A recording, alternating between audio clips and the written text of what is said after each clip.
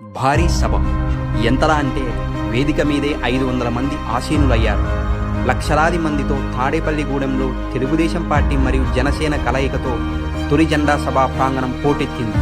2 కిలోమీటర్లకు పైగా నడిచి వచ్చారు జనం. సరిపోక బయట రోడ్డు మీద కిలోమీటర్ల కొద్దీ నిలిచిపోయాయి వాహనాలు. అచ్చెన్నాయుడు మరియు రామానాయుడు ద్విచక్రం వాహనం మీద రావాల్సి వచ్చింది. ఉప్పెనలా మొదలై జన సునామీని తలపించింది.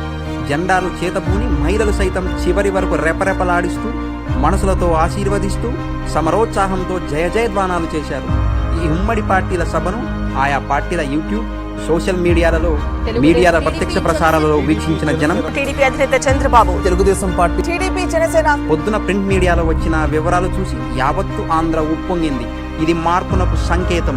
నిన్నటి జనహృదయ నేతల జెండా సభతో రాబోయేది తెలుగుదేశం పార్టీ మరియు జనసేన ప్రభుత్వమేని సామాన్యుడికి సైతం అర్థమయ్యింది.